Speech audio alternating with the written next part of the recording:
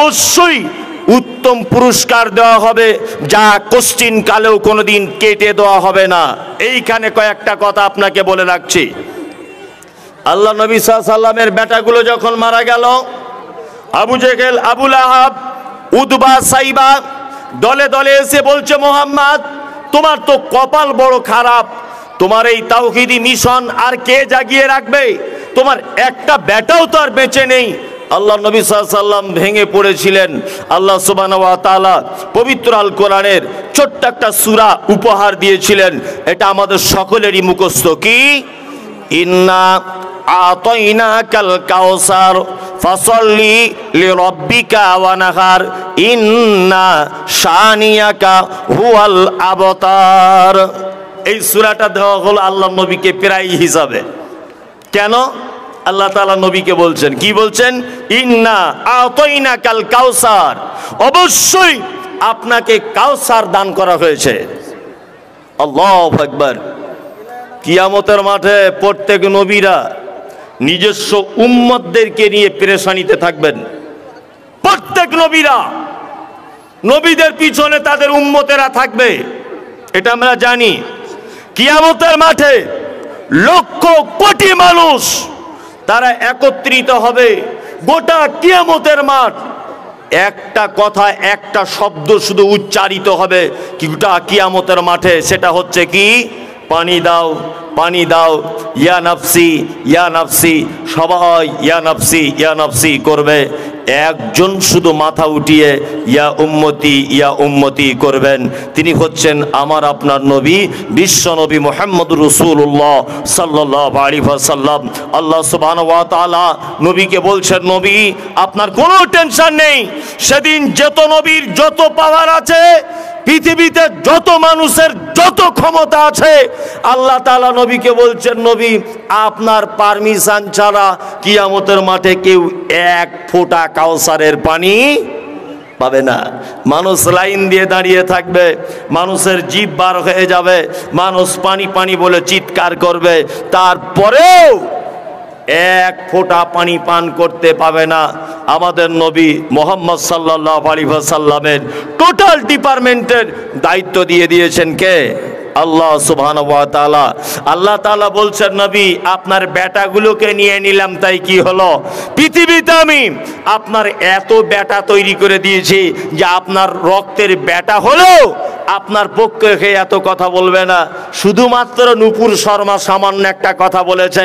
মালদা, মুর্শিদাবাদ, দিনাজপুর, কুচবিহার, আসাম, গোটা পৃথিবীর মুসলমানেরা নবী মুহাম্মদ সাল্লাল্লাহু আলাইহি ওয়াসাল্লামের পক্ষ হয়ে রাস্তা অবরোধ থেকে শুরু করে অফিস আদালত থেকে শুরু করে সমস্ত জায়গায় বুঝিয়ে দিয়েছে আমরা নবী মুহাম্মদ সাল্লাল্লাহু আলাইহি ওয়াসাল্লামের প্রেমিক। এটা বুঝিয়েছে কি বুঝায়নি? বেটা নাই বা থাকলো চারটে বেটা, বেটা চারটে নাই বা থাকলো, কিন্তু পৃথিবীতে রয়েছে অসংখ্য বেটা। আল্লাহ সুবহানাহু ওয়া তাআলা পবিত্র কোরআনের ভিতরে তারপরে আবার তিনি বলছেন,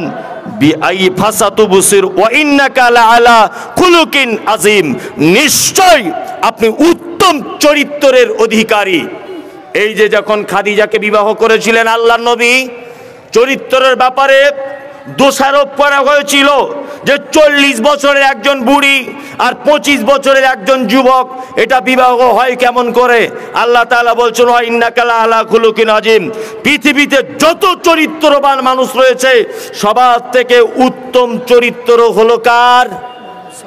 মুহাম্মদ সাল্লাল্লাহু আলাইহি ওয়াসাল্লামের। যদি বলছেন লোকটার চরিত্র কত ভালো, এটা বুঝবো কি করে? আপনাকে বোঝার জন্য একটা কথা বলি। আচ্ছা বলুন তো দেখি, আমি কত ভালো লোক এই সার্টিফিকেট কে দিতে পারে? আল্লাহ। এটাই আমার স্ত্রী দিতে পারে আমি কত ভালো লোক। আমার গাড়ির ড্রাইভার যে আছে ও বলতে পারে আমার চরিত্র কত ভালো। তো মুহাম্মদ সাল্লাল্লাহু আলাইহি ওয়াসাল্লামের স্ত্রীকে একবার জিজ্ঞাসা করা হোক, আল্লাহ নবী সাল্লাল্লাহু আলাইহি ওয়াসাল্লামের স্ত্রীকে জিজ্ঞাসা করা হোক যে স্বামী হিসাবে আল্লাহ নবী কেমন ছিলেন। আম্মা জান আয়েশা সিদ্দিকা রাদিয়াল্লাহু তাআলা আনহাকে জিজ্ঞাসা করা হচ্ছে কি যে আল্লাহর নবী সাল্লাল্লাহু আলাইহি ওয়াসাল্লাম কেমন মানুষ ছিলেন। বিশ্ব নবী সাল্লাল্লাহু আলাইহি ওয়াসাল্লামের স্ত্রী আয়েশা বলছেন, কোরআন পড়নি? প্রশ্নকারীকে বলছে কোরআন পড়নি? ঠিক কোরআনে যেমন জীবন ব্যবস্থা, বিশ্বনবী মুহাম্মদ সাল্লাল্লাহু আলাইহি ওয়াসাল্লামের জীবন ব্যবস্থা ঠিক তেমন।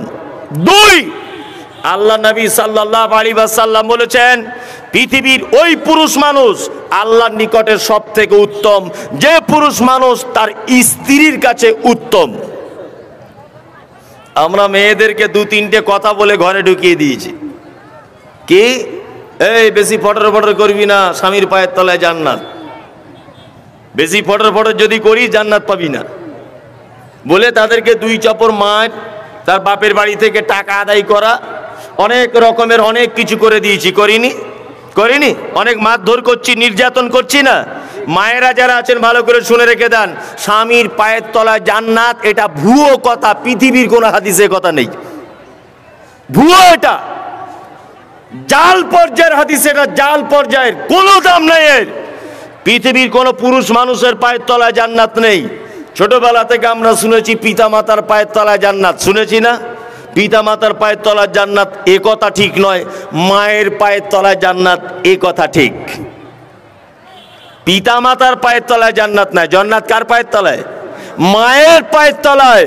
তার মানে পুরুষ মানুষের পায়ের তলায় কিছু নাই, শুধু চামড়ার জুতা, আর কিছু নাই।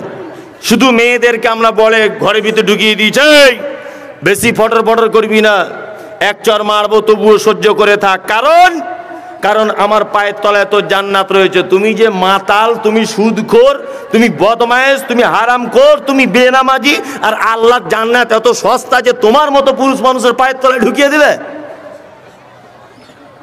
কি আশ্চর্য ব্যাপার! লজিকেও ভুল, যুক্তিতেও ভুল। ওই জন্য আপনাকে একটা কথা বলে রাখছি, শুনে রেখে দেন। আল্লাহ নবী সাল্লাল্লাহু আলাইহি ওয়াসাল্লাম বলেছেন যে পুরুষ মানুষ তার স্ত্রীর কাছে ভালো, নিশ্চয়ই সে আল্লাহর কাছে ভালো। আমি মুহাম্মদ সাল্লাল্লাহু আলাইহি ওয়াসাল্লাম, আমি আমার স্ত্রীর কাছে উত্তম স্বামী। চলুন, আমি কত ভালো লোক বাড়ির চাকরকে বললে বোঝা যাবে, তাই না? আপনার একটা জুতোর দোকান আছে, দুইজন কর্মচারী আছে, আপনি কত দামি লোক এটা সব থেকে ভালো বলতে পারবে কে? কর্মচারীরা, তাই না? তবে ইদানিং কিছু হুজুররাও বলতে পারছে, ইদানিং কিছু হুজুরাই মাঝে সাঝে একটু আপনাদেরকে দিয়ে দিচ্ছে ওষুধ, মাঝে সাঝে ইদানিং কিছু হুজুররা বলতে পারছে আচ্ছা আমি কত ভালো লোক, আমার দাদুর নাম কি, আমার জন্ম তারিখ কত, আমার গ্রামের লোক ভালো বলতে পারে না আপনি ভালো বলতে পারেন? কোনটা? আমার গ্রামের লোক ভালো বলতে পারে, তাই তো? এবার আপনাকে একটা কথা বলি, আল্লাহ নবী সাল্লাল্লাহু আলাইহি ওয়াসাল্লামের কবর আছে কোথায়? মদিনাতে। মদিনাতে আল্লাহ নবী সাল্লাল্লাহু আলাইহি ওয়াসাল্লামের 10,000 সাহাবীর কবর রয়েছে। হাজী সাহেবরা দেখে এসেছেন কেউ? একজন হাজী সাহেব হাত তুলে বলুন তো আমি দেখে এসেছি। আল্লাহ নবী 10,000 সাহাবীর কবর রয়েছে মদিনাতে। 10,000 সাহাবীর কবরে একটাও চাদর চড়ানো নাই। 10,000 সাহাবীর কবরে 3 দিন 4 দিন ঔরস করার পদ্ধতি নাই। বিশ্বনবী যেখানে জন্মগ্রহণ করলেন মক্কাতে, মৃত্যুবরণ করলেন মদিনাতে, তারা আল্লাহ নবীকে ভালোবাসে না, তারা 12 রবিউল আউয়াল পালন করে না, তারা নবীর নামে নবীর আওলাদ বলে দাবি করে না। আর এই ভণ্ড হুজুর এইখানে বলছে চাদর চড়িয়ে দিয়ে তোমরা যত লোক আছো আমাদের হুজুরদের কাছে এসে নমস্কার করো। কি আশ্চর্য ব্যাপার! আস্তাগফিরুল্লাহ। হাজী সাহেব, মদিনাতে আল্লাহর নবীর কবরের পাশে যখন আপনি দেখতে গিয়েছিলেন, পুলিশ আপনাকে এ কথা বলেছিল এই নবীর দিকে পিছন করবেন না, পিছনে ব্যাকে ফিরে আসুন, এরকম কিছু ব্যাপার আছে? আছে? নাই। পুলিশ দাঁড়াতে দেয় ওখানে? দাঁড়াতে পর্যন্ত দেয় না। গত পরশু দিন, তার আগের দিন এক জায়গায় গেলাম, কোন একটা মাজারে, তা মাজারে যাবার সময়তে মাজারে গেলাম, দেখলাম তা গেটম্যান আমাকে বলছে হুজুর আপনার সব ভালো, একটা জিনিস করবেন। আমি বললাম কি করব? তা বলছে যখন মাজার দেখবেন জিয়ারাত করবেন, জিয়ারাত কিন্তু পেছনে আস্তে আস্তে করে ফেরত আসতে। বললাম কেন? বলছে হুজুরের দিকে পিছন করা যাবে না। আমি বললাম ওরে বোকা, পিছনের দিকে তো কিছুই থাকে না, বরং সামনের দিকে লিঙ্গ থাকে। যদি পিছনের দিকে ওঠে আসি তোর হুজুর বেশি অপমান হবে, লিঙ্গটা তোর হুজুরের দিকে যাবে। পাগল কোথাকারে, পিছনে তো কিছুই থাকে না। এই বোকা কোথাকারে, আল্লাহ নবীকে মদিনার লোক ভালোবাসতে পারলো না, মক্কা থেকে মদিনা 200-400 কিলোমিটার রাস্তা, রাস্তার ধারে একটাও মাজার পাওয়া গেল না।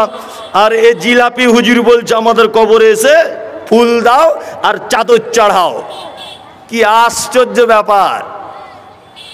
জি, আমি মমতাজুল ইসলাম মোহাম্মদ সাল্লাল্লাহু আলাইহি ওয়াসাল্লামের বাড়ির চাকরের কাছে আপনাকে একবার পরিচয় করিয়ে দিই। লোকটা কত ভালো ছিল। বাড়ির চাকর, নাম হলো তার আনাস। কি নাম? আনাস। 10 থেকে 11 বছর যাবত আল্লাহ নবী সাল্লাল্লাহু আলাইহি ওয়াসাল্লামের সেবা যত্ন করেছেন। আল্লাহু আকবার। হযরত আনাস বলছেন, নবীজি যদি আমাকে কোনোদিন কোনো কাজের জন্য যদি পাঠাতেন, আমি সেই কাজ না করে অনেক সময় শিশুদের দলে ঢুকে খেলাধুলো করতে শুরু করে দিয়েছি। আল্লাহর নবী পিছন দিক দিয়ে মৃদুভাবে আমার গায়ে টাচ করে তার হেসে দিয়ে বলেছে, আনাস কি ব্যাপার, তুমি এখনো খেলাধুলো করছো? হযরতে আনাসও মুচকে হেসে দিতেন। আল্লাহর নবী ভুলে গেছি। হযরতে আনাস বলছেন, আল্লাহর নবী আমাকে কোনোদিন কটু কথা বলতেন না, কোনোদিন এ কথা বলেননি, আনাস তুমি কেন করেছো, কেন তুমি করলে না, কেন তুমি খেলে, কেন তুমি খেলে না, কেন তুমি বললে, কেন তুমি বললে না। হযরতে আনাস বলছেন, আল্লাহর নবীর মতো গোটা শরীরের যা ঘেরান, এত সুখ ঘেরান পৃথিবীর কোনো পুরুষ মানুষের শরীর থেকে আমি পাইনি। হযরতে আনাস বলছেন, দীর্ঘ 10 বছরে আল্লাহর নবীর গায়ে হাত দিয়েছি, অনেক সময় মোসাফা করেছি। আল্লাহর নবীর মতো নরম শরীর, আল্লাহর নবীর মতো কোমল হাত পৃথিবীর আর কোনো মানুষের হাত আমার চোখে পড়েনি। 10 বছরের খাদেম সার্টিফিকেট দিচ্ছে, চূড়ান্ত পর্যায়ের ভালো লোক। আল্লাহু আকবার। আপনার আমার চরিত্র কেমন? আল্লাহ নবী সাল্লাল্লাহু আলাইহি ওয়াসাল্লামের চরিত্র দেখবেন। পৃথিবীতে অনেক মানুষেরা বলেছে, এক চর মারলে আর একটা গাল বাড়িয়ে দাও, তোমাকে হাত দিয়ে যে মেরেছে তুমি হাত বাড়িয়ে দিও না, তাকে ক্ষমা করে দাও। এগুলো নীতি কথা হিসাবে বইয়ের পাতাতে শুধু লেখা আছে, সীমাবদ্ধ। প্র্যাকটিক্যালে কেউ করে দেখাতে পারেনি। পৃথিবীতে একজন মাত্র মানুষ ছিলেন, তিনি হচ্ছেন নবী মুহাম্মদ রাসূলুল্লাহ সাল্লাল্লাহু আলাইহি ওয়াসাল্লাম। হাজার অপরাধীকে কাছে পাওয়ার পরেও ক্ষমা করে দিয়েছেন দয়ার নবী। এরই নাম। একজন লোক এসে, ইহুদি, মসজিদে এসে ছচ্ছর করে দাঁড়িয়ে পেচ্ছাপ করছে। ঘটনা শুনেছেন না? দাঁড়িয়ে পেচ্ছাপ করছে। হযরত ওমর তো খুব রাগী লোক, আলী তো খুব রাগী লোক, মারবে বলে উঠে দাঁড়িয়ে গেল। আল্লাহ নবী সাল্লাল্লাহু আলাইহি ওয়াসাল্লাম বলেছেন, এই কি ব্যাপার? না, আল্লাহ রাসূল মসজিদে পেচ্ছাপ করছে, ওকে মেরে দিব, ওকে জীবিতই রাখবো না। আল্লাহ নবী সাল্লাল্লাহু আলাইহি ওয়াসাল্লাম বলেছেন, একদমই নয়, মারা তো দূরের কথা, ওর পেচ্ছাপটা সম্পূর্ণ কমপ্লিট করতে দিবে তবে অন্য কথা। আল্লাহু আকবার। সম্পূর্ণ পেচ্ছাপ করা হয়ে গেল। আল্লাহ নবী সাল্লাল্লাহু আলাইহি ওয়াসাল্লাম ডেকে বলছেন, শোনো বাবু, শোনো, এটা মসজিদ, আল্লাহর ঘর, এখানে পেচ্ছাপ করতে হয় না। বালকটি তখন বলছে, আপনার ব্যাপারে অনেক অভিযোগ শুনেছি, আপনি খুব খারাপ লোক, আপনি খুব বদমাইশ লোক, আপনি একজন মারাত্মক খুনি, আপনার ব্যাপারে কটু কটু অনেক কথাবার্তা শুনেছি। কিন্তু আল্লাহর নবী, আমি আপনার মসজিদে পেচ্ছাপ করলাম, আপনার হাতে আমি ধরা পড়লাম, তারপরে আপনি আমাকে কিছুই করবেন না? বিশ্ব নবী বলছেন, না, কিছুই করব না, তোমাকে শুধু উপদেশ দিয়ে দিলাম বাবু, মসজিদে আর কোনোদিন পেচ্ছাপ করো না। লোকটি তখন বলছে, আল্লাহর নবী আমাকে কলেমা বলে দেন, আমি ইসলামের পথে চলে আসব, আমি ইসলাম গ্রহণ করব। এটা হচ্ছে আল্লাহর নবী সাল্লাল্লাহু আলাইহি ওয়াসাল্লামের চরিত্র। জি, আল্লাহ নবী চরিত্র দেখবেন। মক্কাতে মারা গেলেন, তার নাম কি? আবু তালিব চাচা। খাদিজা মারা গেলেন, আল্লাহ নবী একেবারে একা হয়ে গেলেন, পাশে কেউ নেই, কেউ পাশে নেই। আল্লাহ নবী সাল্লাল্লাহু আলাইহি ওয়াসাল্লাম ভাবছেন, মক্কাতে তো আমাকে থাকতে দিবে না। বিশ্ব নবী তিনি তায়েফে চলে গেলেন। তায়েফে যাওয়ার পরে সর্বপ্রথম পদক্ষেপ গ্রহণ করলেন কি? না তাইফের লিডারদের বাড়িতে বাড়িতে গিয়ে ইসলাম প্রচারের কাজ করব। আল্লাহ নবী সাল্লাল্লাহু আলাইহি ওয়াসাল্লাম তাইফের লিডারদের বাড়িতে গেলেন, গিয়ে যখন বললেন আমি মুহাম্মদ, আমার কাছে কোরআন অবতীর্ণ হয়, আমার কাছে ওহী আসছে, আমি একজন নবী, আল্লাহ সত্য আকাশের উপরে থাকে, তোমরা এটাকে মেনে নাও, 360টা দেবদেবীর মূর্তি পূজা ছেড়ে দাও।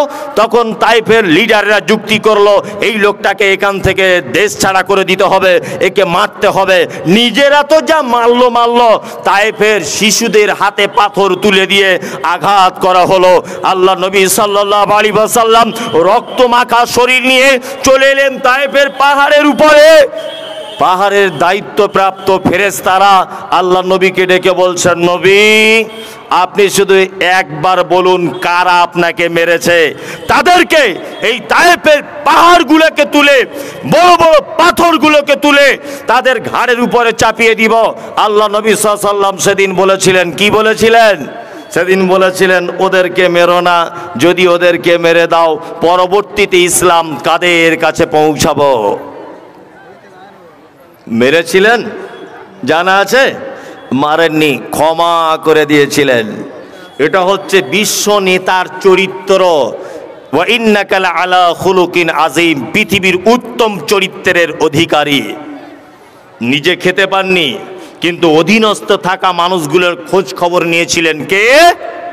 নবী মুহাম্মদ সাল্লাল্লাহু আলাইহি ওয়াসাল্লাম। বর্তমান নেতাদের চরিত্র কেমন? আলহামদুলিল্লাহ নবীর মতোই, নবীর মতোই নয়, নবীর মতোই। একটা গরিব মানুষের ইন্দিরা আবাসনের ঘর এসেছে, তা ওর কাছে গিয়ে বলছে, আমি বাস্তব কথা বলি, সব জায়গাতে বিতর্কিত হই। তা গরিব মানুষ ওর বাড়িতে রাতের বেলা দুটো লোক পাঠিয়েছে, বলছে ফটিককে গিয়ে বল 10,000 টাকা দিতে, যদি 10,000 টাকা না দেয় ঘর কেটে করিমকে দিয়ে দেবো, মাল পাবে না। এ ঘটনা মালদা জেলাতে নয়, আমাদের ওদিকে ঘটছে। আপনাদের দিকেও হয়? সব জায়গাতে? মাশাআল্লাহ, তাহলে তো খুবই ভালো। এটা আমাদের নেতাদের চরিত্র। কি বলছি বুঝতে পারছেন না? আপনি কোন নেতার পিছনে ঘুরছেন? কোন নেতার পিছনে ঘুরছেন?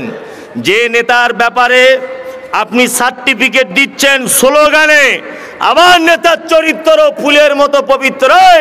তোমার নেতা রাতের বেলা এক রকমের চরিত্র, তোমার নেতা দিনের বেলা এক রকমের চরিত্র।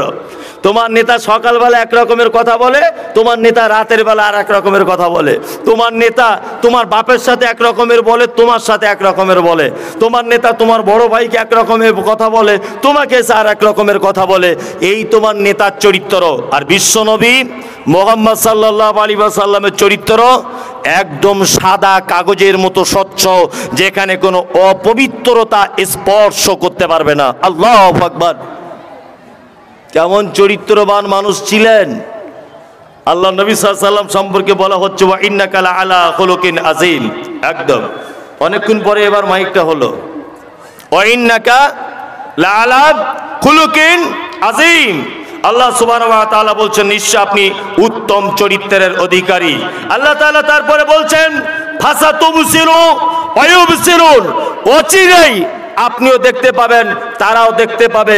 বেআইয়ুকুমুল মাফতুন, কারা বেকারগ্রস্ত, কারা ক্ষতিগ্রস্ত, আর কারা ভালো। অচিরেই আপনি এটা দেখতে পেয়ে যাবেন। আমিও মুমতাজুল ইসলাম আপনাকে কথা বলছি, আজও পর্যন্ত যারা কোরআন এবং সুন্নাহের শত্রুগিরি করছেন, কোরআন এবং সুন্নাহের পিছনে যারা কথা বলছে, অচিরেই এরা দেখতে পাবে, অচিরেই এরাও শুনতে পেয়ে যাবে আপনাদের পাবলিকের কাছ থেকে কি সাজা পেতে হয়। কিছুদিন আগে হুজুর বক্তব্য করতে গেছিলেন মেদিনীপুরে, ওখানে হুজুরকে তাড়া করেছে শুনলাম। তার আগের দিনে আমাদের উত্তর 24 পরগনায় হুজুর বক্তব্য রাখতে গিয়েছিলেন। কোন হুজুর? যে হুজুর বলছে আমার নামে দরুদ না পড়লে নামাজ হবে না, যে হুজুর বলছেন নফল নামাজ পড়তে গেলে আমার পারমিশন লাগবে, যে হুজুর বলছেন আমি নূরের তৈরি, আমি মাটির তৈরি নয়, যে হুজুর নিজে আল্লাহ বলে দাবি করছে। হুজুর কিছুদিন আগে জলসা করতে গেল, আল্লাহ তাআলা বলছেন ফাসাতুবসিরু ওয়া ইউবসিরুন, নবী অচিরেই আপনিও দেখতে পাবেন, বেঈমান মুশরিকেরাও দেখতে পাবে। আমি মুমতাজুল ইসলামের কথা বলে যাচ্ছি, শুনে রেখে দেন।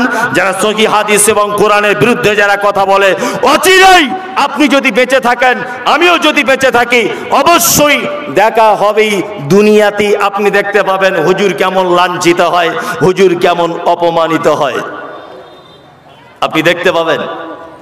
বলছে আহলে হাদিসেরা নাকি ইহুদিদের দালাল। আহলে হাদিসরা ইহুদিদের দালাল, এ বক্তব্য শুনেছেন? বলেছে বলছে আরএসএস এর থেকে খারাপ। আল্লাহু আকবার।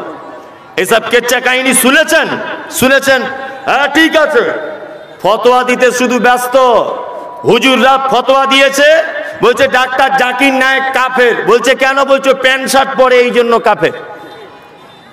ও, তাহলে প্যান্ট শার্ট পরে জাকির নায়েক এই জন্য কাফের? আচ্ছা বলুন তো, কোন কাফের সঙ্গে বন্ধু করা যায়? কথা বলুন, যায়? যাবে না। কোন মুশরিকদের সঙ্গে বন্ধু করা যাবে? যাবে না। অথচ হুজুর প্যান্ট শার্ট পরে বলে ফতোয়া দিয়ে দিল ডাক্তার জাকির নায়েক কাফের। আর ওই হুজুরের কাছে তাবিজ নিতে আসছে একটা লোক প্যান্ট শার্ট ঘাটের নিচে কাপড় পরে, যখন সালাম দিচ্ছে সালামের ভিতরে 20,000 টাকার বান্ডিল, তখন হুজুর মাথায় হাত দিয়ে দোয়া করছে আপনি স্বর্গে চলে যাবেন। তখন কাফের হলো না? এই ধর্মের কথা বলছে ডাক্তার জাকির নায়েক কাফের ফতোয়া দিয়ে দিলে। এই বিশ্বাসঘাতকেরা, এই সহিহ হাদিস এবং কোরআনের দুশমনেরা ডাক্তার জাকির নায়েককে দেশ ছাড়া করেছে। শুধু তাবিজের ব্যবসায় ভাটা পড়েছে এই কারণে।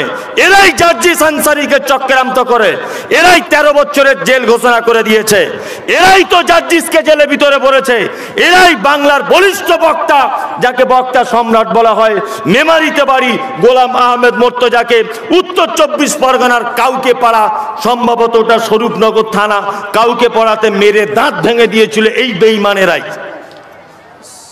এরাই গোলাম মোর্তজাকে মেরে দাঁত ভেঙে দিয়েছিল। আমি মমতাজুল ইসলাম 2 পাতা পড়া মৌলবী, সোশ্যাল মিডিয়াতে আমাকে বলছে রাজমিস্ত্রির কাজ করে মমতাজুল।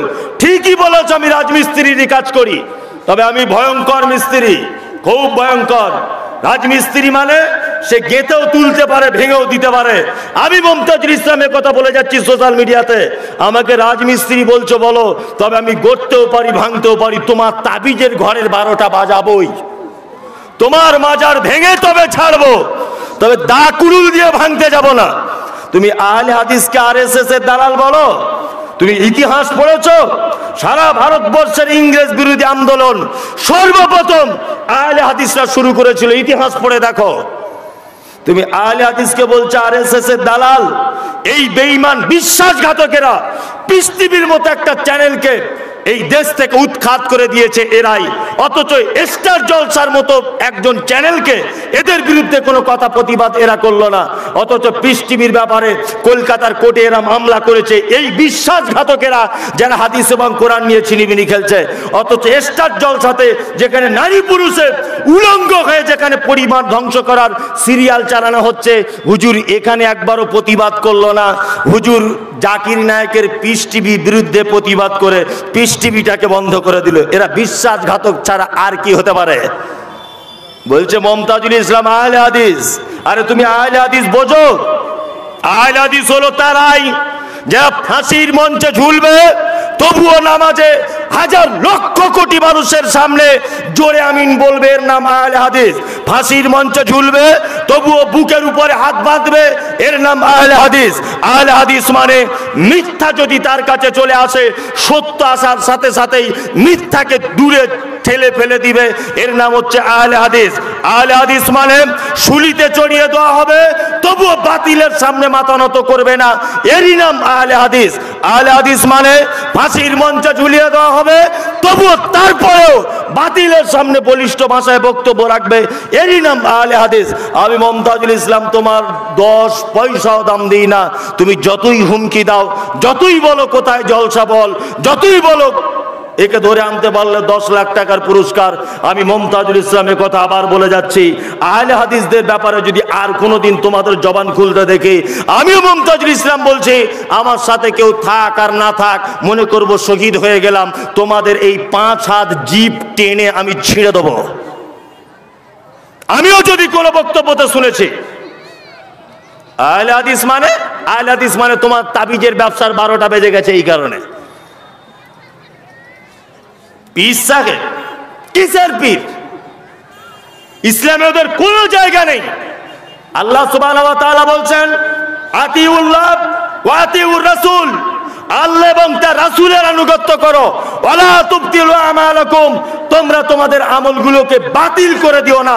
পৃথিবীতে আল্লাহ এবং তার রাসূলের আনুগত্য ছাড়া পৃথিবীর কোনো মানুষ যদি কারোর আনুগত্য করে তাহলে তার আমল সব বাতিল বলে ঘোষণা করে দেওয়া হবে। কিসের হুজুর, কিসের পীর সাহেব? ওদের কোনো অস্তিত্বই ছিল না, অনেক পরে ওদের জন্ম হয়েছে। ওরা বলছে আমাদের হুজুরদের বদৌলতে তোর বাপ দাদারা হাদিস কোরআন জানতে পেরেছে। তা হাদিস জানতে পেরেছে, তোর হুজুর কি আল্লাহ নবীর আগে জন্মগ্রহণ করেছে? নিজেকে আশিকে রসুল বলে দাবি করছে সব পীর সাহেবরা। আশিকে রাসূল মানে রসুলের প্রেমিক। আমি মুমতাজুল ইসলাম বলছি, তোমরা আশিকে রাসূল নয়, তোমরা হচ্ছে আশিকে আবু জাহেল, তোমরা আবু জাহেলের বন্ধু। তাছাড়া মানুষকে এইরকম ভাবে ধোকা দেয়। জি আস্তাগফিরুল্লাহ। অচিরেই দেখতে পাবেন, দোয়া করবেন। প্রত্যেক সগী আকীদার আলেমদের কাছে আমার বিনীত অনুরোধ, আর যতজন আছেন আপনারা এখানে শুনছেন আমার বক্তব্য, প্রত্যেক দিন অন্তত পক্ষে ফেসবুকে নিজের পেজে একটা করে কথা লিখবেন, পীর প্রথা ইসলামে নেই, এটা ভণ্ডামি ছাড়া আর কিছু নয়। দায়িত্ব সহকারে ফেসবুকে লিখবেন, ইনশাআল্লাহ বলুন, ইনশাআল্লাহ বলুন।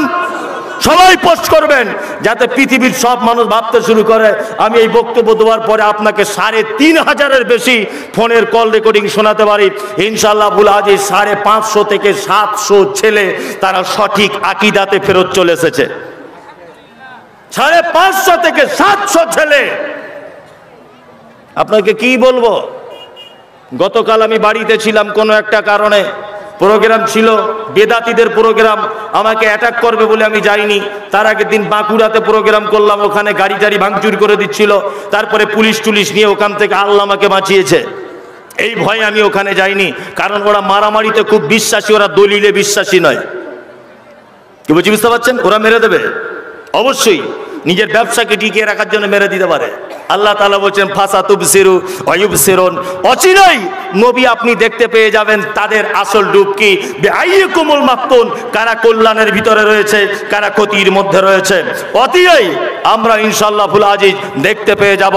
এই দুনিয়াতেও যদি কিছু না হয়, কিয়ামতের মাঠেও আমি যদি মুমতাজুল ইসলাম থাকি, কিয়ামতের মাঠেও তোমার ব্যাপারে বলবো যে এদের বিরুদ্ধে আমি বলেছিলাম দুনিয়াতে আমাকে এই এই এই এই সাজা গ্রহণ করতে হয়েছে, তোমার সাজাকে 10 পয়সাও আমি উপেক্ষা করি না, 10 পয়সাও দাম দিই না। সহি হাদিস এবং কোরআন যেখানে রয়েছে সেখানে আবার অত বড় বড় কথা কিসের? কোরআন মানতে চায় না, আল্লাহু আকবার, হাদিস মানতে চায় না নিজেদের ইনকামের জন্য। এই সমস্ত আলেমদের থেকে আপনারা দূরে থাকবেন। আর একটা কথা মাঝখানে বলে রাখছি, সেটা হচ্ছে এই আহলুল হাদিস যারা সঠিক আকীদার মানুষ, প্রধান বক্তা করে বক্তা আনছে যারা আল্লাহ নবীর পদ্ধতিতে 2 রাকাত নামাজ পড়তে পারে না, এদেরকে প্রধান বক্তা করে আনছে। অনেক জায়গাতে আনছে না, দেখছেন? প্রধান বক্তাকে না অমুক সাহেবকে জিজ্ঞেস করবেন তো যে আল্লাহ নবী সাল্লাল্লাহু আলাইহি ওয়াসাল্লাম কিভাবে 2 রাকাত নামাজ পড়তেন, হুজুর বলতে পারবে না। আমি বড় আশ্চর্য হচ্ছি যে সহি আকীদার বড় বড় আলেমরা এদেরকে প্রধান বক্তা করে আনছে, আশ্চর্য ব্যাপার। আল্লাহ সুবহানাহু ওয়া তাআলা বলছেন, কি বলছেন? ইন্না রাব্বাকা হুয়া আ'লামু বিমান যাল্লা আন সাবিলি ওয়া হুয়া আ'লামু বিল মুহতাদিন, নিশ্চয়ই তোমার আল্লাহ জানেন কারা হেদায়েতের পথে রয়েছে আর কারা গোমরাহির পথে রয়েছে। এটা আল্লাহ খুব ভালো করে জানেন, দুনিয়ার মানুষের জানার বিশেষ প্রয়োজন নাই। এবার আমাদের নবী মুহাম্মদ সাল্লাল্লাহু আলাইহি ওয়াসাল্লাম, আল্লাহ নবী সাল্লাল্লাহু আলাইহি ওয়াসাল্লামকে কয়েকটা মানুষের সঙ্গে মিশতে মানা করা হচ্ছে। আমি যদি কোরআন দিয়ে বলে দিই আপনিও আজকে থেকে এই মানুষদের সঙ্গে মিশবেন না, ইনশাআল্লাহ। ইনশাআল্লাহ হাতটা উঠিয়ে বলুন একবার, ইনশাআল্লাহ মিশতে পাবেন না, ইনশাআল্লাহ মিশবেন না। সর্বপ্রথম আল্লাহ তাআলা বলছেন ফালা তুতিল মুকাজ্জিবিন, ফালা তুতিল মুকাজ্জিবিন। আল্লাহ তাআলা বলছেন যারা কথায় কথায় মিথ্যা কথা বলে, আল্লাহ বলছে এদের আনুগত্য করবে না, এদের কথা মানবে না। হুজুর বক্তব্য রাখতে রাখতে গত পরশুদিন, তার আগের দিন একটা ভিডিও দেখলাম, একজন হুজুর বক্তব্য রাখতে রাখতে বলছেন যে ইমাম মাহাদি সর্বপ্রথম ফুরফুরা শরীফে আসবে। কি বলছেন? ইমাম মাহাদি সর্বপ্রথম কোথায় আসবে? ফুরফুরা শরীফে আসবেন। এই দেখুন মিথ্যা হুজুর আপনাকে দেখায়। হুজুর বক্তব্য রাখছে কানে হাত দিয়ে, কি বলছে? বন্ধুরা আমার ও বাপেরা, ও ভাইরা, মানে ভাটিয়ালির সুর, ওটা আমার হচ্ছে না আর কি। ও ভাইরা মায়েরা, আমাদের হুজুর একদিন ওই আপনার ফুরফুরাতে জলসা করতে গেছে। জলসা করতে যাওয়ার পরে হুজুর ফজরের নামাজের পরে ট্রেন ধরবে বলে আসছে, শিয়ালদায় আসবে। ট্রেনের টাইম পার হয়ে গেল, হুজুর ফুঁক দিয়ে দিল, ট্রেনের ড্রাইভার ট্রেনের কামরার ভিতরে ঘুমিয়ে পড়ল। হুজুর যতক্ষণ না পর্যন্ত উঠলো ততক্ষণ না পর্যন্ত ড্রাইভারের ঘুম ভাঙলো না। যে নারে তাকবীর, আল্লাহু আকবার। যে হুজুরের তো মারাত্মক কেরামতি, তা আমি হুজুরদের এত বিরোধিতা করছি, কই একটা হুজুর তার কেরামতিতে আমার ঠোঁটটা একটু বেঁকিয়ে দিক না, প্যারালাইসিস করে দেখি হুজুরের বাপের কত ক্ষমতা আছে, হুজুরের কত ক্ষমতা আছে, আমার ডান হাতটা একটু প্যারালাইসিস করে দিক না, তবেই তো দেখবো কেরামতি। কি আশ্চর্য ঘটনা! মিথ্যা আল্লাহ তাআলা নিজে বলছেন, ফালা তুতিল মুকাজ্জিবিন, মিথ্যুকদের আনুগত্য করো না, এদের আনুগত্য করা থেকে দূরে থাকো। এসব ভণ্ডদের বক্তব্য শোনা, অবশ্যই বক্তব্য শুনতে আমি মানা করছি না, বক্তব্য শুনতে মানা করছি না, বক্তব্য শুনবেন, শোনার পরে একটা কমেন্ট করবেন। আমাকে পরশুদিন একটা লোক জিজ্ঞেস করছে, হুজুর পিঠ ধরা জায়েজ না না জায়েজ? আমি বলছি ধরা জায়েজ না জায়েজ মানে ধরা ফরজ, ধরেই গাছে বাঁধতে হবে, বেঁধে চাপকাতে শুরু করতে হবে, পিঠ ধরতে হবে, ধরেই গাছে বেঁধে দিতে হবে, ঠিক 4-5 হাত ধরনের একটা লাঠি নিয়ে পাছায় মারতে শুরু করতে হবে। বল পীর কোথায় আছে? আশ্চর্য ব্যাপার, ইসলামের নামে ভণ্ডামি। আল্লাহ তাআলা বলছেন ফালা তুতিল মুকাজ্জিবিন, নবী আপনি কখনোই মিথ্যুকদের আনুগত্য করবেন না। মিথ্যুক ধর্মীয় নেতা হোক, মিথ্যুক রাজনৈতিক নেতা হোক, এদের আনুগত্য করা থেকে দূরে থাকবেন।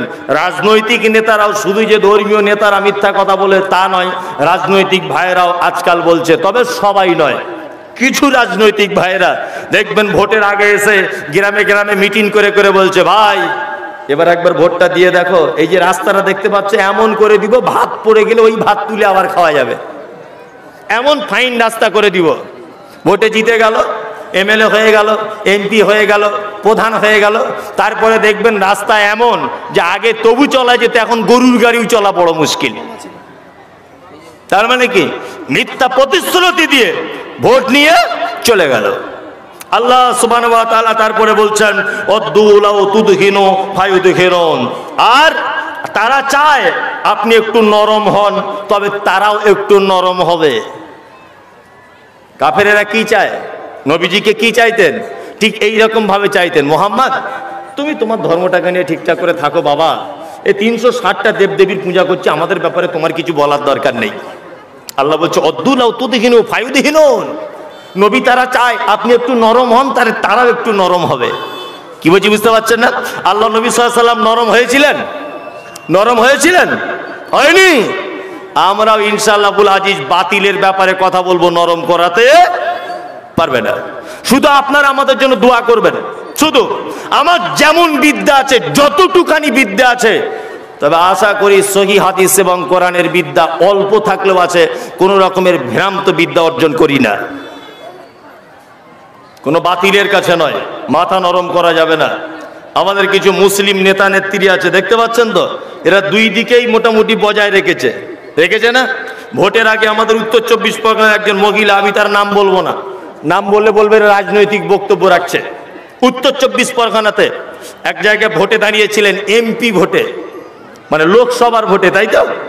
ভোটে যখন প্রচারে এসেছে তখন দেখছি ঘোমটা পরে এরকম করে বলছে আসসালামু আলাইকুম, স্টেজে উঠে। তার 1 মাস পরে দেখছি একটা হিন্দু ছেলেকে বিয়ে করে বসে আছে। দেখেছেন এটা? হ্যাঁ, আপনারা মনে হয় খোঁজ পাননি, খোঁজ পেয়েছেন? খোঁজ পেয়েছেন। একটা শুনেছি না কিছুদিন আগে, বলছে একটা বাচ্চা হয়েছে, এখন বাচ্চার বাপ খুঁজে পাওয়া যাচ্ছে না, যে কে বাপ, হিন্দু মুসলমান না খ্রিস্টান। আশ্চর্য ব্যাপার।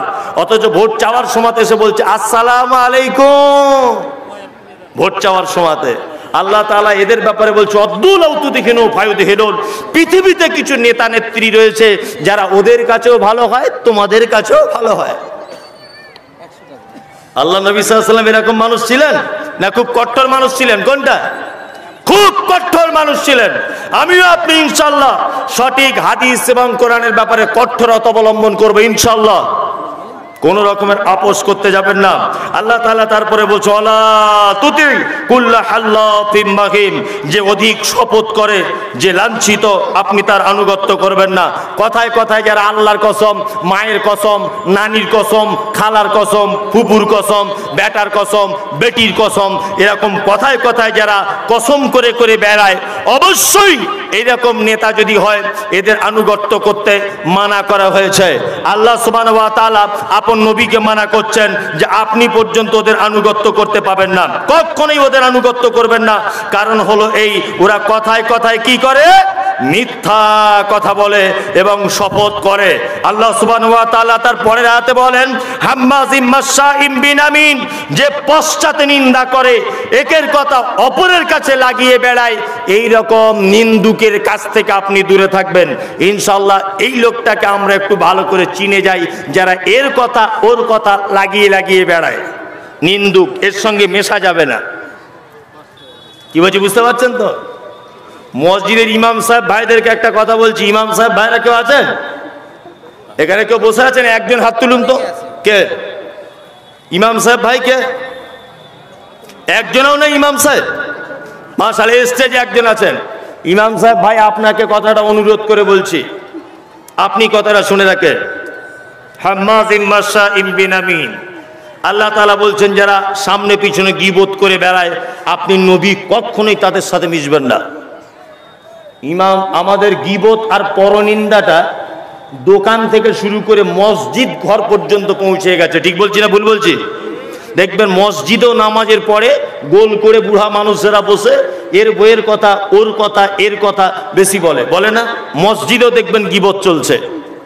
আর ইমাম সাহেব ভাইদেরকে সতর্ক করছি, আপনার মসজিদের ইমামতির চাকরি যদি খুব তাড়াতাড়ি চলে যায়, তাহলে ওই লোকটার জন্য যাবে যে লোকটা সব সময়তে আপনার ঘরে বসে আপনার সাথে গল্প করে আর আপনার বাসুনে খায়। ওই লোকটার জন্য আপনার চাকরি খুব তাড়াতাড়ি চলে যাবে, খুব তাড়াতাড়ি চলে যাবে।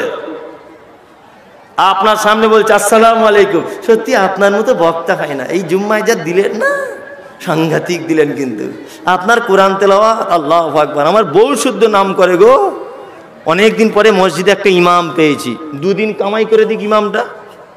পাড়ায় গিয়ে গোল টেবিল করে করে বলবে যে মাল চলবে না, যারা বড্ড বেশি ঘরে যাওয়া আসা করছে। অন্য ইমাম দেখ, সর্বপ্রথম শত্রুগিরি করবে ওই লোকটা। দেখবেন সর্বপ্রথম ওই লোকটা আপনার শত্রু হবে। কি বলছি বুঝতে পারছেন না? সর্বপ্রথম ওই লোকটা আপনার সর্বনাশ করবে। আমি ওই জন্য তাকে বলে দিয়েছি সোশ্যাল মিডিয়াতে, আবার বলছি, গীবত মারাত্মক বড় পাপ। আল্লাহ সুবহানাহু ওয়া তাআলা নিজে বলছেন ওদের সঙ্গে মিশো না যারা গীবত করে। আর এই গীবত আটকানোর একটা মাত্র রাস্তা বলে দেবো। গীবত আটকানোর রাস্তা কি? যখন দেখবেন আপনার ব্যাপারে কেউ আপনার কাছে, আপনার কোনো বন্ধু গীবত করছে, কি বলছে? মঞ্জুর, ওই মঞ্জুর শোনো, যে কি হলো ভাই? বলছে মুমতাজুল ইসলাম যে বক্তা আছে না, কঠিন বদমায়েশ, মঞ্জুরের উচিত হবে এটা এই কথাই বলা। ও বদমায়েশ, তা তুই আমার কাছে কেন বলতে এসেছিস? হ্যাঁ, আমার কাছে কেন বলতে এসেছিস? ও আমার বদনাম যখন আপনার কাছে করতে পারছে, তাহলে আপনি ভাববেন যে আপনার বদনামও অন্য জায়গায় করতে পারে। কি বলছি বুঝতে পারছেন না? ওই জন্য গীবত আর পরনিন্দা আটকানোর সব থেকে বড় যে রাস্তা, সেটা হচ্ছে কি? সেটা হচ্ছে একটা জিনিস, আপনার কাছে যখন কেউ বদনাম করতে আসবে, আপনি তখন ডাইরেক্ট বলুন, এই ভাই পরের কথা আমাকে বলতে শোনা। তবে এই পাপে আমাদের মায়েরা, খালারা বেশি যুক্ত। মানে খালারা যারা বসে আছে, ওকে দেখে মনে হচ্ছে ফেরেশতা নাকি, ঘোমটা দিয়ে বসে আছে বলে। ওদেরকে চিনেন না, ওদেরকে যে চেনে না সে একদম খ্যাপা। আরে ওদের পাল্লায় যে পড়েছে, আমি কত স্কুলের হেডমাস্টারকে দেখেছি আন্ডার প্যান্ট পরে ঘুরছে, সত্যি বলছি আমি। ওদের পাল্লায় যে পড়েছে তার জীবন শেষ। গীবত, সংসার যদি সুখের করতে চান, আমি মুমতাজুল ইসলাম একটা তাবিজ দিয়ে যাচ্ছি, তাবিজটা মগজের ভিতরে রাখবেন, হাতে পড়ার জন্য নয়। ইনশাল্লাহ ব্যবহার করব ইনশাল্লাহ। সংসার যদি সুখের করতে চান, বাড়ির ভিতরে কোনোদিন পাড়ার কোনো মেয়েকে ঢুকতে দেবেন না। কি বলছি বুঝতে পারছেন না? পাড়ার কোনো মেয়ে ছেলেকে আপনার বাড়িতে ঢুকতে দেবেন না। 5 জন পুরুষ মানুষ নিয়ে গল্প করুন, অসুবিধা নাই। যদি বৈঠকখানা আলাদা করে থাকে অসুবিধা নেই, ওতে আমার আপত্তি নেই। কিন্তু পাড়ার কোনো মেয়ে যদি আপনার বাড়িতে ঢুকে যায়, আপনার বাড়িটাকে একদম জাহান্নাম বানিয়ে দিয়ে চলে আসবে। হঠাৎ করে আপনার বউকে গিয়ে বল, ভাবি তোমাকে একটা কথা বলবো। বলছে কি বলো? বলছে ফটিক ভাই আম গাছে চলাতে ফোনে কার সাথে ঘুজুর ঘুজুর করছে বলো তো? আমার মনে হচ্ছে ওটা মনে হয় রফিকের বউ হতে পারে। এই যে মিছে করে বলে দিয়ে চলে এলো, জীবনে আপনার স্ত্রী আপনাকে আর ভালোবাসবে না। নতুন বিয়ে দিয়েছেন, বেটার বাড়িতে বউ এসেছে, পাড়া সব মেয়েরা দেখতে আসে না ঢং করে, নতুন বউ দেখতে আসে না, সবাই দেখে চলে যাচ্ছে। একটা মেয়ে ঘোমটা দিয়ে বসে আছে, এরকম করে বসে আছে। আপনি যখন আনমনে হয়ে গেলেন স্বামী স্ত্রী অন্য কোথাও, তখন ওই মেয়েটা, পাড়ার মেয়েটা নতুন বহুকে বলছে বাড়ি কোথায়? শামসিতে। কোন গ্রামে বাড়ি? শামসি এলাকায়। তা বলছে অমুক গ্রামে, জালালপুরে বাড়ি, মায়ের বাড়ি। তোমার মা কি করে? না মা ঘরেই থাকে, আব্বা রাজমিস্ত্রি ঠিকাদারি করে। কটা ভাই বোন? বলছে 4 ভাই 2 বোন। তখন পাড়ার ওই মেয়েটা আস্তে করে ওর কানে বলে যাচ্ছে নতুন বৌমাটার, একটা কথা বলছি নতুন বৌমা শোনো, আমি আজকে 23 বছর এই গ্রামে সংসার করছি, সব ভালো হয়েছে, বিয়ে হয়েছে, এই বাড়িতে সব ভালো, তোমার শ্বশুর শাশুড়ি কিন্তু মারাত্মক চিজ, একটু সাবধানে থাকবে, একটু সাবধানে থাকবে। এই যে বলে গেল, ওর শ্বশুর শাশুড়ির প্রতি ভক্তি শ্রদ্ধা উঠে গেল। কি বলছি বুঝতে পারছেন না? একটা মেয়ে আর একটা মেয়েকে বলছে এখানে বসে বসে, বুবু তোকে একটা কথা বলবো। বলছে কি বল? তো বলছে একটা ঘটনা শুনেছিস? তো বলছে না তো শুনিনি। বলছে মমতাজুল ইসলাম বক্তা আর ওই ইসমাইল বলে একটা বক্তা আছে, ওই বক্তার বেটি আর মমতাজুল ইসলামের বেটা রাস্তাতে কি করেছে শুনেছিস? বলছে না তো শুনিনি। তো বলছে আল্লাহর কসম করে বল, কাউকে বলবি না। বলছে আল্লাহর কসম, আমার নানির কসম, কাউকে বলবো না, কাউকেই বলবো না, তুই বল না একবার বিশ্বাস করে। তখন ও বলছে মমতাজুল ইসলামের বেটা আর অমুকের বেটি রাস্তায় ধরা পড়ে গেছে, কাউকে যেন বলিস না। ও বেশ জুত করে শুনে নিল। তারপরে ও আর একটা বেটি ছেলেকে বলছে, বুবু তোকে একটা কথা বলবো, আল্লাহর কসম বলতে মানা করেছে, তবু তোকেই বলবো। আল্লাহর কসম বলছি, বলতে মানা করেছে, তবু বিশ্বাস করে তোকেই বলছি। বলছি কি হলো? বলছে মমতাজের বেটি আর অমুকের বেটা এই করেছে। দেখবেন জলসার শেষে প্যান্ডেলে সব মেয়ে ছেলেরা জেনে গেছে। ওরা যে কত খাতারনাক, ওদের পাল্লাতে যে পড়েছে সে ছাড়া আর কেউ জানে না। ছোট্ট একটা মাঝখানে কথা বলবো, লুঙ্গি যারা পড়ে আছেন সাবধানে বসবেন, এটা আপনার কাছে আমার অনুরোধ। এতক্ষণ যা শুনেছেন, এবারে সব কোয়ালিটির শ্রোতা থাকে, তো কিছু একেবারে অশিক্ষিত শ্রোতাও আছে যে একটু কি বক্তা নিচে কোথা থেকে শুধু রেগে রেগে কথা বলছে, হ্যাঁ, একটু কিছু হাসি ঠাট্টাও নাই, কিছুই নাই। আমি হাসি ঠাট্টার জন্য বলছি না, ওরা যে কত খাতারনাক এটা আপনাকে বলছি। তারপরে একটা আল্লাহ নবীর হাদিস বলবো গীবতের ব্যাপারে। একটা লোক তার স্ত্রীর সঙ্গে গল্প করছে। কি গল্প করছে? বলছে দেখো শামিমার মা, আমি তোমাকে খুব ভালোবাসি। তার স্ত্রী তখন মুচকে হেসে বলছে আমার বয়স 60 বছর 65 বছর আর তোমার বয়স 75 বছর, এতদিন বলার টাইম পাওনি, এখন বলতে এসেছো ভালোবাসি? হ্যাঁ, বুড়া কোথাকারে, ঢং খুঁজে পাও না। বাড়িতে কেউ বৌমারা বাড়ি নেই, পোতাপুতিন কেউ নেই, বুড়া আর বুড়ি দুজনা বসে ওই করছে। এখন বুড়াটার দমের খুব প্রবলেম ছিল, নিঃশ্বাসের প্রবলেম, মানে দমের কষ্ট, মানে বুঝতে পারছেন তো, শ্বাস প্রশ্বাসের খুব কষ্ট আর কি, হাঁপানি রোগ যেটাকে বলছে। তা বুড়োটার দমের খুব কষ্ট হচ্ছে। তা বুড়িটা তখন বলছে আল্লাহ তোমাকে ভালো করে দিক, আল্লাহ তোমাকে ভালো করে দিক, বুকে হাতে খুব হাত বুলাচ্ছে। তখন বুড়া জিজ্ঞাসা করছে কি রে শামিমার মা, সত্যি করে কহো তো তুমি আমাকে ভালোবাসো? বলছে আল্লাহর কসম আর কি বলবো, তার থেকেও বড় কসম, তোমায় ছাড়া বাঁচবো না। তুমি কি বুঝতে পারো না? হে, 4-5টা ছেলের মা হয়ে গেলাম, এখনো ভালোবাসে কিনা জিজ্ঞেস করছো? তা দুইজনের স্বামী স্ত্রী শোয়ার আগে বুড়োটা ওর স্ত্রীকে বলছে শোন, আজকে মনে হয় আমার কাছে আজরাইল চলে আসতে পারে, আমার যা বুকে যন্ত্রণা হচ্ছে আর সহ্য করতে পারছি না, আজরাইল চলে আসবে মনে হয়। তো বুড়ি তখন বলছে আস্তাগফিরুল্লাহ, এরকম কথা বলতে নেই, আজরাইল আসবে, তুমি মরে গেলে আমি থাকবো কি করে? নে বুড়া বুড়ি দুজনা মশারির ভিতরে শুয়ে আছে, বুঝলেন তো। এখন ওদের বাড়িতে একটা এঁড়ে গরু ছিল, এঁড়ে গরু বুঝেন?